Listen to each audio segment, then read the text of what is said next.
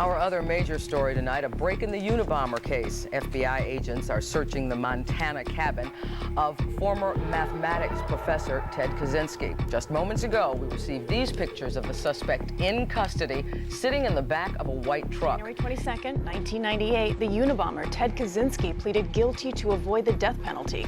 Kaczynski sent 16 mail bombs to universities and airlines over a 17-year period, killing 3 people and injuring 24. In exchange for his plea, Kaczynski will get life in prison without the possibility of parole instead of death. He was just a real quiet guy. He came to town. He never bothered anybody. He never gave anybody a hard time. He was never in trouble. Never was at the bars. Just a real quiet guy. And, if you had a conversation, it was a real intelligent conversation with him. He's just not the guy that I would think would be the Unabomber. On May 25th, 1978, at Northwestern University in Chicago, a security guard named Terry Marker discovers a suspicious package lying in a parking lot. The parcel is mailed to a professor at the Technological Institute. It carries postage, suggesting it was meant to go through the mail, but it was likely left behind after not fitting into a mailbox slot. When Marker inspects the package, it detonates partially. The explosion causes minor injuries but no fatalities. Investigators later find that the bomb is crudely built, made from wood, match heads, black powder, and simple wiring. Despite its rough design, it's clear the device was made with intention. Someone had taken the time to build it carefully enough to injure, even if it didn't fully detonate. Whoever sent it, they knew exactly what they were doing. May 9th, 1979. Almost a year after the first incident, another package appears at Northwestern University in Chicago. The device, concealed inside a cigar box, is left on a table. It appears it wasn't meant for anyone in particular, but people open packages, and someone eventually did. Graduate student John Harris picked it up and opened the box. It exploded, causing minor injuries. The bomb was built from batteries, wiring, smokeless powder, and match heads. Still crude in design, but with noticeably more force than the first one. Again, it was apparent that this device also took time and patience, the work of someone methodical, deliberate, and intent on causing harm. November 15th, 1979, American airline flight 444, with about 80 people on board, is en route from Chicago to Washington, D.C. A package sent through the mail is loaded onto the plane. This device is more sophisticated than the earlier parcels. It's fitted with an altimeter-triggered detonator set to explode at a certain altitude. The device begins to smoke in flight. Crew members notice, and the pilot makes an emergency landing at Dulles Airport in Washington. No one is killed, but several people are treated for smoke inhalation. At this point, investigators begin to see a pattern. Mail bombs sent to institutions and carried through transport. Similar construction, escalating intent.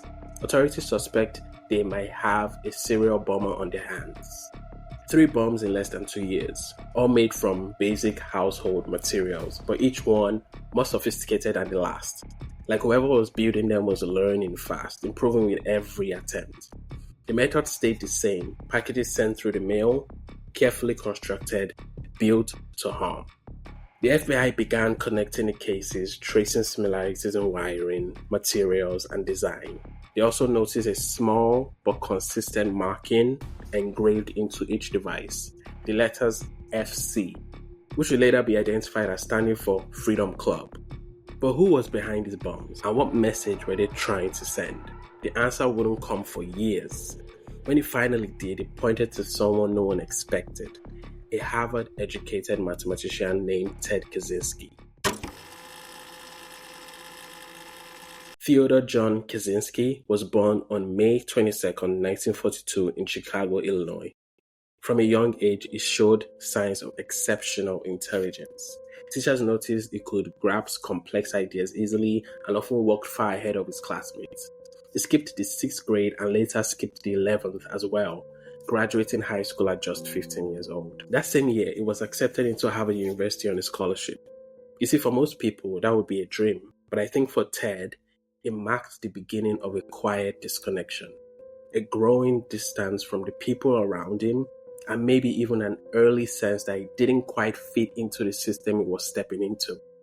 You see, Harvard in the late 1950s was a school for the privileged. It still is, but Ted didn't come from that world. He didn't come from money. His parents were working class, and he arrived on campus at just 15, without the social confidence or maturity of his peers. He was younger, he was quieter, and he stood out immediately. But why was he so socially awkward, you might ask? Well, Ted had an IQ of 167, genius level. He could understand things most people couldn't, but that kind of intelligence can be isolating. Imagine being thrown into Harvard at 15, surrounded by people from a completely different world than you are. Imagine trying to find your place among students who were older and more socially confident while you're still trying to figure out who you are. I'm not talking about having an inferiority complex. No. I doubt Ted was the kind of guy who ever felt less than anyone intellectually. But when you're that smart and that different, it can create something else, a kind of quiet distance, or maybe a defense mechanism. So if you can't connect emotionally, you start to value being smarter as a substitute for belonging. If you can't fit in, you convince yourself you're above it. After graduating from Harvard, Ted went on to earn a PhD in mathematics from the University of Michigan in 1967. His professors called him brilliant, even describing his dissertation as so advanced that only a handful of people could truly understand it. At just age 25, he became an assistant professor at the University of California, Berkeley, one of the youngest in the department's history. But less than 2 years later, he resigned. No scandal, no explanation, he just walked away. In 1971, he moved with his brother to a piece of land outside Lincoln, Montana, and eventually settled there alone. He built a small 10 by 12 foot cabin with no electricity, no running water, and no phone. And this is where Ted would later send out the packages that terrorized the country for nearly 17 years, between 1978 and 1995. During that period, his homemade bombs killed 3 people and injured 23 others. How do you go from having a mind that brilliant, a career most people could only dream of, and just walk away from it all to live alone in the cabin? For Ted, those 17 years in Montana were probably a slow unraveling. Alone, surrounded by silence, all those old feelings, the neglect, the alienation, the quiet resentment towards what he called the system started to resurface. The cost of that kind of intelligence is that it could rationalize almost anything, even the extremes. First, it turns inward. You start dissecting every memory, every moment you felt misunderstood until it all begins to make sense only in your own head. And when there's no one to challenge those thoughts, eventually it turns outward. You know, people get a bit mad when they've spent too much time alone. When you're by yourself, certain thoughts go too far because there's no one around to pull them back, to say, hey, maybe you're overthinking that. That's partly why we need other people. They keep us in check in small and big ways. Other people hold up a kind of mirror, a compact version of who we are that helps us stay grounded. When you're around people who know you well, or even just know of you, it reminds you who you are, where you fit in the world. And that's not always a bad thing. Sometimes it's exactly what keeps you from drifting too far away from yourself. But Ted didn't have that anymore. While Ted was living a hermit's life in Montana, alone in a wooden cabin, sending bombs through the mail, he was also writing a manifesto entitled Industrial Society and Its Future, which is roughly 35,000 words. You can find it online and read the whole thing if that's your thing. Now, I should say this before we go any further. What Ted did was horrific. There's no justifying it. It was clearly a deeply troubled man. And there shouldn't be a but after that sentence. Still, it's important to understand why some people online have referred to him as the internet's favorite terrorist. Not because of what he did, but because of what he wrote. I'm going to touch on some of the main ideas in this manifesto and draw a few parallels to modern life. But first, it's important to understand where Ted was coming from. You see, Ted was deeply anti-technology. He saw modern society as something that had traded human freedom for convenience. To him, every machine, every new system was another step away from authenticity, another way people became dependent and controlled. That mindset probably explains why he targeted universities and airlines, places that to him symbolized progress and industrial growth. He opens the essay with one heavy line, quote, "The Industrial Revolution and its consequence has been a disaster for the human race," end quote. From there, he builds his argument piece by piece, warning that technology left unchecked would reshape not just how we live, but who we are. At the core of it, Ted believed that as technology advanced, human freedom declined, that we were no longer the ones shaping the system was shaping us. He thought that every innovation made life easier, but also made us a little more dependent, a little more domesticated. And honestly, that's not hard to see now. We live in a world where convenience has become the ultimate currency. Our homes talk to us, our phones predict what we want before we even know it, and half the time, our choices are guided by algorithms we'll never understand. We built a world that feels incredibly stable on the surface. It's predictable, it's optimized, it's efficient. You can order something online and track it down to the minute. You can walk into a Starbucks anywhere in the world and the drink will taste exactly the same. It gives this illusion that the world is consistent, that it's under control, but it's not. The more tightly we engineer things to run perfectly, the more fragile the whole system becomes when something finally goes wrong. The pandemic was a brutal reminder of that. A single disruption, a virus that started thousands of miles away, brought global systems to a halt in a matter of weeks.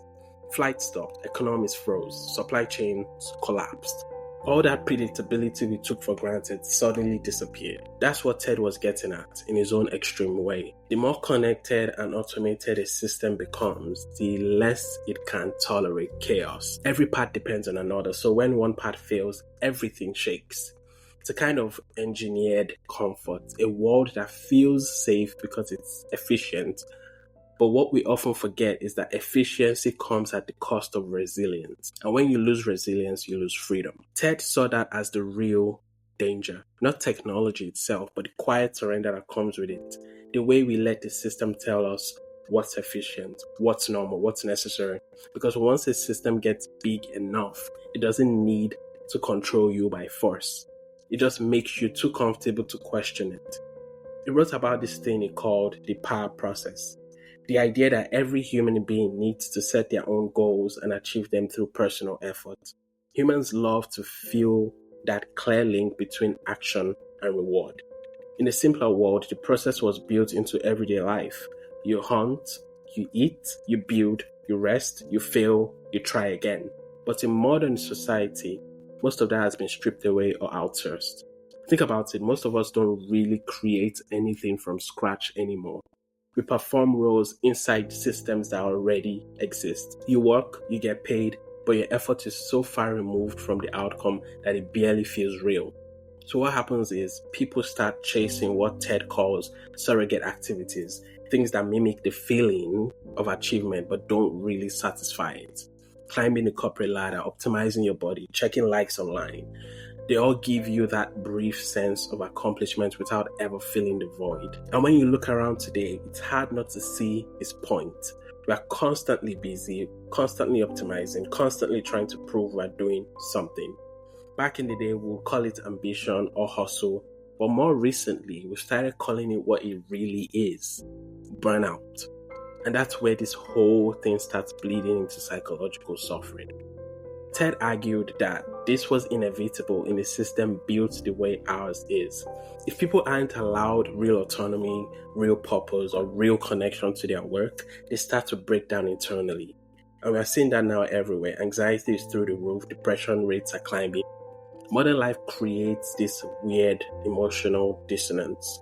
So we have all these tools that we're supposed to make life easier, but they also make it harder to feel present, harder to just be human without measuring everything that we do. The system is efficient, yes, but emotionally it's draining. There are several points in this manifesto that feel less like analysis and more like a kind of prophecy. Especially paragraph 145, where Ted says, quote, Imagine a society that subjects people to conditions that make them terribly unhappy, then give them drugs to take away their unhappiness. Instead of removing the conditions that make people depressed, modern society gives them antidepressant drugs. In effect, antidepressants are a means of modifying an individual's internal state in such a way as to enable him to tolerate social conditions that they would otherwise find intolerable. End quote. Look, regardless of what you think about medication, and I'm not here to judge anyone's choices, it's hard to ignore the point it's trying to make. It's talking about a society that creates the pressure, the anxiety, the depression, the disconnection, and then asks individuals to cope with it privately, through prescribed silence. The magic pill that will solve all your problems. Just pop it and then you'll feel great, without ever questioning the structure that created the suffering in the first place. It's one of the moments in the manifesto where you can see exactly what he was reacting to, even if his response to it was horrifying. And once you understand that thread, this idea that modern life produces psychological strain and then tells you to adjust to it, you can start to see how the rest of his worldview begins to take shape. There's one paragraph in the entire manifesto where Ted blatantly rationalizes his violence. Paragraph 96. He argues that in a world dominated by big media and endless noise, an ordinary person or small group can't get their ideas heard. Everything is drowned out. Everything gets lost in a constant stream of entertainment. And then he makes the leap that shows you exactly how he justified the violence. He writes, quote, "In order to get our message before the public with some chance of making a lasting impression, we've had to kill people." End quote. By we, he meant FC, Freedom Club, the name he signed his letters with. This is his whole logic. In a society built on spectacle, nothing cuts through unless it's extreme. And the sad thing is, you can kind of see the sentiment everywhere today. How easily serious things get turned into content. How fast something shocking becomes just another story. The system absorbs everything, even the things meant to challenge it. That's the environment he believed he was reacting to. And it's the point where his reasoning slips into something dark and delusional. So after years of bombing, and probably around the time he finished writing his 35,000-word manifesto, Ted sent letters to the New York Times and the Washington Post. In those letters, he claimed to be FC and demanded that they publish his manifesto. He promised that if the essay was released to the public, it would stop the bombings. For the first time during the bombing campaign, this was his attempt to explain the why to the public. The FBI debated it for a while, but eventually agreed, hoping the writing might help someone recognize him. And that's exactly what happened. When the manifesto was published, Ted's brother, David, read it and immediately recognized the tone and phrasing. The arguments, the structure, even the way Ted expressed frustration. It all matched letters he had written years earlier to David. David didn't want to believe it, but the more he compared the letters he received from Ted over the years, the clearer it became. He came forward with that information, and that tip is what finally led the FBI to Ted's cabin in Montana. And just like that, almost 2 decades of terror came to an end. I can't even imagine what that moment must have felt like for David. Reading the manifesto and thinking, hang on, this sounds like someone I know. And then slowly realizing that the infamous Unabomber sounds a lot like Ted, his brother. I don't think anyone can fully understand what that must have done to him. When Ted was finally arrested, and you can watch the footage online, it looked like someone who had lived alone in the woods for years. He had this wild, primal look in his eyes. You know how they say the eyes are literally part of your brain, the only part that's exposed. Looking at him, you could see it. You could see something was seriously off. And when you look back at his life, you can almost trace where some of that fracture began. There's another part of Ted's story I haven't touched on yet, something that gives a bit more insight into how things unraveled. In his second year at Harvard, when he was just 17, Ted took part in a psychological experiment. Participants were told they'll be writing essays about their aspirations, their beliefs, their dreams. and then debating philosophy with other students. It sounded academic, maybe even exciting, something Ted would definitely be into. But that's not what happened. In reality, those essays were handed to an anonymous interrogator whose job was to verbally insult participants. For hours, their ideas were mocked, their values were dismantled, and their reactions were pushed to the limit while researchers monitored their stress responses throughout the sessions. Ted went through this for over 200 hours, which is roughly once a week for 3 years straight. He was 17, younger than everyone, already isolated, already struggling to fit in, and now he was being put through a study designed to break people down psychologically. You don't have to be a psychologist to imagine how something like that could deepen whatever cracks were already forming inside him. There's also another moment from Ted's early adulthood that he later described as a major turning point. In 1967, while he was a graduate student at the University of Michigan, he began having intense sexual fantasies about being female and even considered transitioning. He actually made an appointment with a psychiatrist to talk about it, but when he got there, he panicked. He couldn't bring himself to say why it had really come. So instead, he told the psychiatrist he was depressed about the possibility of being drafted for war. He left the session feeling humiliated and furious, and later wrote in his journal that this was the moment something in him shifted. In his own words, quote, "Just then came a major turning point in my life. Like a phoenix, I burst from the ashes of my despair to a glorious new hope. I thought I wanted to kill that psychiatrist because the future looked utterly empty to me. I felt I wouldn't care if I died. And so I said to myself, why not kill the psychiatrist and anyone else whom I hate? I will kill, but I will make at least some effort to avoid detection so that I can kill again."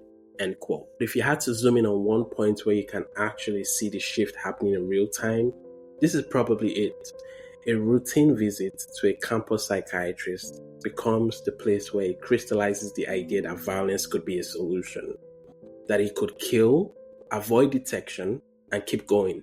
It doesn't explain everything he became, but you can see the logic forming. You can see the seed being planted. And this ties back to something I said earlier about isolation. Ideas need friction. They need other minds pushing back, questioning, redirecting. You see, when you don't have that, when every thought just echoes inside your own head, things can spiral. You start turning private frustrations into these grand theories, and then grand theories into moral absolutes. That's what happened with Ted. In his mind, he wasn't committing random acts of violence. He was just taking a stand against a system he believed was destroying human freedom. When no one challenges you, when no one grounds you, you can convince yourself that anything, even killing, is justified. Ultimately, even though a lot of his predictions about technology and modern life turned out to be pretty accurate, his revolution never happened. His whole mission to bring down the system, to force society into some kind of reset, none of it actually materialized. The world kept moving, technology kept advancing, nothing he did stopped anything. In the end, all he really left behind were ideas from a deeply troubled mind and 20 years of violence that changed absolutely nothing. Ted was sentenced to life in prison without the possibility of parole and transferred to ADX Florence, the highest security federal prison in the United States, where he served the majority of his sentence. In his final months, he battled rectal cancer and was moved to the Federal Medical Center in Bertner, North Carolina. And on June 10, 2023, he was found dead in his cell. Suicide. After all this noise, all the anger, all the years of violence, this is where it ended. Not with a revolution, not with a society overturned, but with a man who isolated himself so completely that he died the same way he lived, alone. Thank you for listening. Until next time, stay free.